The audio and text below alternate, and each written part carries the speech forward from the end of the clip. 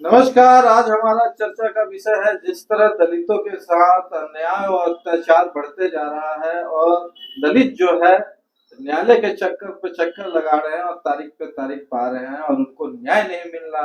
कहा जाता है कि अगर न्याय देर से मिले तो न्याय नहीं होता, अन्याय होता। इसी बात पर चर्चा करने के लिए हमारे साथ अधिवक्ता महोदय हैं, साथ ही साथ हरिकेश्वर राम जी हैं।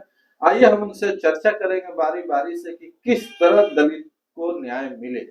जिस तरह से कानून व्यवस्था में एक्ट भी पारित है, फिर भी उन लोगों के साथ सही किसी न किसी अड़चन के कारण वो लोग पिछड़ रहे, आर्थिक कारण हो, सामाजिक कारण हो या जो भी कारण। तो सर, आपसे पहला सवाल ये है कि दलितों को न्याय कैसे मिलेगा, क्योंकि जो अदालत की प्रक्रिया है, प्रोसेस है, काफी लंबा है, जिसके कारण उतना सरवाइव नहीं कर पाते, उतना लंबा लड़ाई लड़ नहीं पाते, जिसके कारण उनको न्याय नहीं मिल पाता। क्या कुछ बदलाव किया जाए या क्या कुछ उसमें परिवर्तन हो जिसके कारण दलितों को न्याय मिल पाए? सवाल आपसे है सर। देखिए, सबसे बड़ा सवाल ये है कि आखिर दलितों को न्याय क्यों नहीं मिलता। ठीक है, तो न्यायालय की प्रक्रिया इतना जटिल है, ठीक है, और इतना खर्चीला है, और दलित आमतौर पर गरीब है, ठीक है, तो इसलिए न्याय मिलने का कोई सवाल ही नहीं पैदा होता है।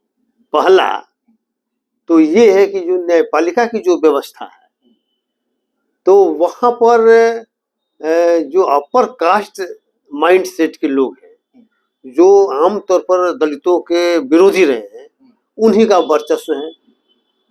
दिमाग में जो बात बैठा हुआ है कि उसको न्याय कौन सी का मिलेगा, वो तो अन्याय सहने के लिए ही पैदा हुआ है, ठीक है। तो उसके प्रति अगर कुछ हुआ भी है तो बहुत बड़ी बात थोड़े है, तो उसके दिमाग में ये बात रहती है। हालांकि सरकार की तरफ से सरकारी वकील की भी व्यवस्था रहता है, लेकिन चूंकि सरकारी वकील जो है उसका पक्ष नहीं सही ढंग से रख पाता है, और उल्टे मान लीजिए कहीं दूसरे से पैसा लेके पैक कर जाता है, मतलब ये सब रहता है। तो चूंकि पैसा का खेल है, ये पूंजीवाद का मामला है, और सारा चीज जो है पूंजीकरण हो गया है सिस्टम का, उसके चलते न्याय नहीं मिलता। और ऊपर में आप जाइए, देखिएगा कि न्यायालय में आप देखिएगा बहुत सा उदाहरण है, जितना भी दलितों का नरसंहार हुआ, तो उसमें आप देखिएगा कि किसी को अपराधी को सजा नहीं हुआ, ठीक है। और इस कांड में दलितों का एफआईआर में नाम आया, तो सभी के सभी को एक तरह से सजा हो गया। तो यही स्पष्ट रूप से मालिक प्रमाणित कर रहा है कि दलितों के साथ न्याय नहीं हो रहा। नहीं तो ऐसा नहीं होता कि दलितों पर अत्याचार करने वाले, नरसंहार करने वाले सभी के सभी निर्दोष निकल जाएं, और दलित जहां कहीं कुछ फंसे मामला में तो उसको सजा हो जाए। तो इसके लिए न्यायिक जो प्रणाली है, तो न्यायिक प्रणाली को चुस्त दुरुस्त करने की जरूरत है। और उसको जो पैसा का जो खेल वहां पर है, क्योंकि बहुत महंगा मान लीजिए, तो गरीब आदमी पैसा कहाँ से लाएगा। गरीब आदमी पैसा आया, और आमतौर पर गरीब ही लोग जो है मान लीजिए केस देश में ज्यादा फंसते हैं, उनको फंसाया जाता है, या मान लीजिए कि उन्हीं के द्वारा किसी को केस कराया भी जाता है, उनका उपयोग भी होता है, केस फंसाया भी जाता है, इसलिए न्याय नहीं मिल पाता। लेकिन देखिए, जागरूकता मान लीजिए कि एक बहुत बड़ी चीज है। जब जागरूक लोग होंगे तब जाके न्याय मिलेगा, सरकार पर दबाव मिलेगा। क्योंकि सरकारी एजेंट, क्योंकि सरकार और न्यायपालिका दोनों मिलकर न्याय मान लीजिए करने का मान लीजिए कि है, ठीक है। तो सरकार में अगर उनका वर्चस्व है, मान लीजिए विरोधी का, और सरकार में भी है और न्यायपालिका में भी है, तो कहाँ से मिलेगा। तो आप देखिएगा कि schedule caste versus schedule caste होगा, तब तो हो सकता है कि वास्तविकता के आधार पर कुछ सही निर्णय हो जाए। क्योंकि सजा मिलना है एक शेड्यूल कास्ट को, अन्याय भी मिलना है एक शेड्यूल कास्ट को, तो इसीलिए वहां पर देखिएगा कि वो हो जाएगा। लेकिन अगर एक सवर्ण का मामला है और ये शेड्यूल कास्ट के बीच का मामला है, तो वहां तो हर हाल में इसको न्याय मिलने का सवाल ही नहीं है। यही अभी तक देखा गया है। सर, ये न्याय के प्रक्रिया में प्रशासन का जो मामला है, क्योंकि टोटल एविडेंस जो एफआईआर में नाम होती है वो प्रशासन का काम है, कोर्ट में जो सबूत पेश करना वो प्रशासन का काम है। तो पुलिस प्रशासन का पुलिस प्रशासन का हाँ। काम है। तो जो प्रशासन के लोग की भूमिका क्या होगी जिसके कारण न्यायालय में दलित वर्गों को न्याय मिले? किस तरह प्रशासन अगर काम करे, क्या उसमें खूबी है, क्या उसमें खामी है, वो हमारे दर्शकों को बताइए ताकि आगे से दलित वर्ग इस चीज जैसे को पुलिस, ध्यान देखिए पुलिस प्रशासन जो है, जी जी क्योंकि अभी तक हम लोग जिस स्टेज में आए हैं तो एक तरह से बहुत खराब स्थिति से आए, माइंडसेट से आए हैं। शेड्यूल कास्ट के हो, बैकवर्ड हो, सवर्ण हो, सब के सब मानसिक रूप से जातीय माने के दुर्भावना से ग्रसित लोग रहता है। लोकतंत्र लागू हो गया, नौकरी मालिक मिल गई, लेकिन फिर भी मन में जो जातीय जो दुर्भावना है ना, वो आज भी बनी रहती है। तो जातीय दुर्भावना का आदमी जब वहां पहुंच जाएगा तो कैसे मान लेगा शेड्यूल कास्ट के पक्ष में नहीं, मतलब न्याय ही क्यों देगा, कैसे देगा? वो नहीं देगा। वो जब भी करेगा तो इसका उल्टा ही करेगा। ठीक है। अब तो उसमें एक ही सवाल है कि वहां पर हायर लेवल का मॉनिटरिंग हो, एसपी लेवल का आदमी का मॉनिटरिंग हो, और खासकर दलित वर्ग का जहाँ इश्यू आए तो वहां पर अपने निगरानी में करे और उसमें देखे कि मान लीजिए कि शेड्यूल कास्ट के साथ मामला कहीं लटर पटर तो नहीं हो रहा है, कोई उसके साथ सही चार्जशीट बन रहा है नहीं बन रहा है, सही मान लीजिए कि उसका बहस हो रहा है कि नहीं हो रहा है, तो इस पर अगर निगरानी रहेगा तो हो सकता है कुछ हद तक न्याय मिले। सर सवाल आपसे है, जिस तरह प्रशासन जो है भेदभाव करती है, जब कभी आपको अगर एफआईआर कराने का मौका आप मिले या देखा, कभी आप जाइएगा तो देखिएगा कि शेड्यूल कास्ट के साथ एक शेड्यूल कास्ट एक अपर कास्ट, दोनों के बीच अगर झगड़ा होता है तो उसमें एक तरह से व्यवहार में अंतर होता है। शेड्यूल कास्ट का जो एफआईआर है लेने के लिए उनको टहला दिया जाता है कि बाद में आइएगा, अभी नहीं है, ये है वो है, अनेक तरह की बातें होती हैं जैसा कि लोग बताते हैं। लेकिन अपर कास्ट के लोगों का एफआईआर कितने वक्त से ही हो जाता है और इस तरह से वहाँ भेदभाव होता है। इस भेदभाव को कैसे दूर किया जाए या इस तरह का भेदभाव नहीं होता है? पहली बात तो आपको समझना होगा कि जो रिजर्वेशन है हर एक शेड्यूल कास्ट और शेड्यूल ट्राइब दोनों को है, दोनों मिला करके 22% जो लोग हमारे रहते हैं, चाहे वो पुलिस में हो चाहे वो नीचे की जुडिशरी में है, सब लोग पास करके आते हैं यूपीएससी से, ज्वाइन करते हैं करते हैं। तो हमारा प्रतिनिधित्व में वहाँ कमी नहीं होती। जहाँ तक न्याय की बात है तो न्याय का मूल सिद्धांत है कि एक भी निर्दोष को सजा नहीं, भले ही 99 आदमी जो एक्यूज है दोषी करार होना अलग चीज है और दोषारोपण करना अलग चीज है। तो दोषारोपी जो है और वो 99 आदमी भी छूट जाता है तो छूट जाता है, लेकिन एक भी आदमी निर्दोष को अगर फांसी दे दी जाती है, बाद में उसका पता चलता है कि नहीं तो निर्दोष था, उसको कैसे लौटाया जाएगा? संभव नहीं। तो इसलिए ये मूल सिद्धांत है कि भले ही निर्दोष आदमी, तो उसमें निर्दोष ज्यादा जो शेड्यूल कास्ट शेड्यूल ट्राइब है वो ही लगता है, क्या कि उस पर जितना चार्जेज होता है लगानी होता है। जितने से बड़े लोग हैं किसी भी मामला में उसको फंसा देता है, इसलिए उसको देखा जाता है। तो ये मूल सिद्धांत है। अब एक मिनट, साहब का एक नरसंहार की बात है। मूल जो साहब ने कहा कि इसमें सबसे ज्यादा जो विलम्ब होता है न्याय में, ये सबसे ज्यादा इसलिए कि इसको समय पर न्याय नहीं मिलने के चलते जो न्याय आता है वो भी उसके लिए अन्याय होता है। ये बात सही है। नरसंहार की बात, 2-3 नरसंहार जो हुआ है देश में बरी हुआ है जो, तो इसमें जो है देरी होने से सगाई में जरूर छूट हो जाती है। उसके कारण है कि जिसका परिवार में 1-2 आदमी बच गए, उसमें 10-15-20 आदमी मारे गए, एक ही आदमी उसका बेटा जो है सो गवाही दे रहा है, अब 20 साल हो गए, 20 साल के बाद में उसका अब जो उतने दिन में बहुत सी परिस्थितियां बदल गई। उसके सामने आता है कि तुमको हम इतना 20 बीघा जमीन दे देते हैं, हमको फांसी दिलवा के तुमको काम मिलेगा। हम 20 बीघा जमीन दे देते हैं, तुमको इतना पैसा दे देते हैं, तुम्हारी बहन को हम शादी करवाते हैं, और जो कहो तुम वो भी देने के लिए तैयार है। तो उसके साथ 20 साल के बाद ये बात जब आती है तो वो सोचने लगता है, वो सौहार्द बनाने के लिए भविष्य में कुछ नहीं हो, हमारा प्रगति हो, हमको कुछ जमीन नहीं मिल जाता है तो अपना बदल लेता है। ठीक है सर, सवाल वही है आपसे कि जो थाना में जिस तरह से खुलेआम थाना में जिस तरह दलित वर्गों के साथ एफआईआर करने में भेदभाव होता है, क्या उसके लिए कोई व्यवस्था होनी चाहिए?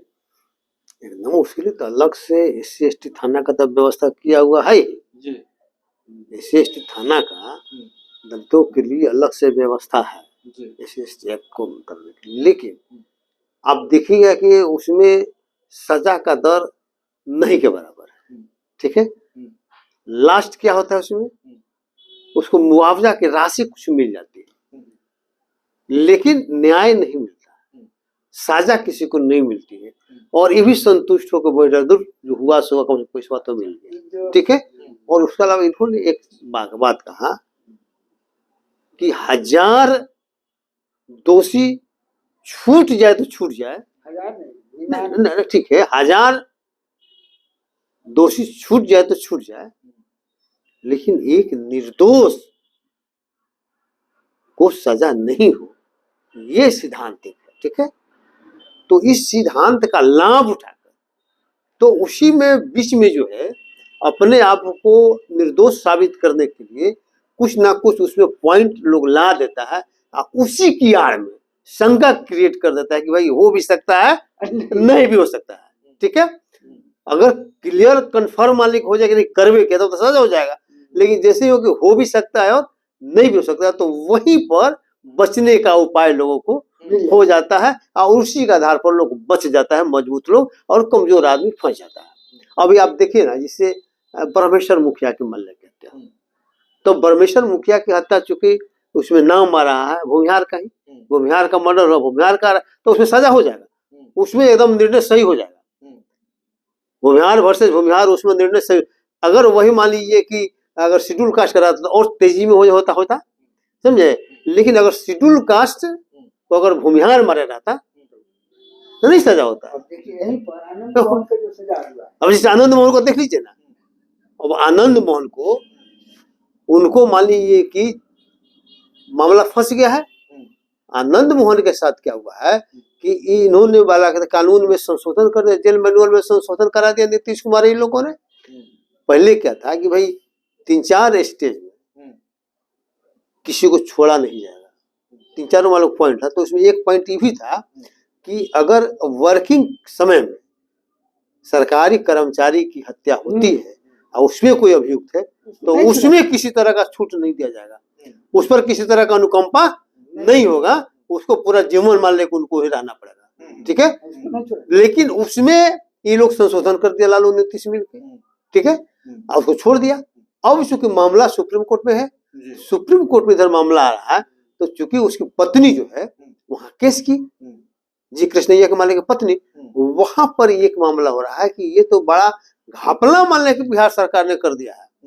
ये भी एक मामला आ रहा है कि 14 साल काटा ही नहीं है उस केस में, सजा जो मान लें कि 14 मान लें होता है कि 14 साल कम से कम जेल में रह गए, तब उसके बाद मान लें कि क्षमा का मालिक उसमें है और आपका आचरण अगर ठीक है तो मान ली कि होगा, तू सदा पर छोड़ने का है, तो वो 14 साल भी जेल में नहीं रहा उस केस में, दूसरे केस में है सब जोड़ के है, लेकिन उस केस में कमी है। एक तो वो भी एक मान लें कि आ गया, दूसरा मान लें कि ये भी केस में है कि भाई इनका जो है पुलिस को बार 3-4 वो केस किया है आनंद मोहन पर जेल में रहते हुए, कभी मोबाइल पकड़ाया, कभी कुछ पकड़ाया, कभी, तो उनका आचरण कहाँ से अच्छा हो गया, कैसे मान लें कि आपने छोड़ दिया, कैसे रिकमेंड मान लें कर दिया।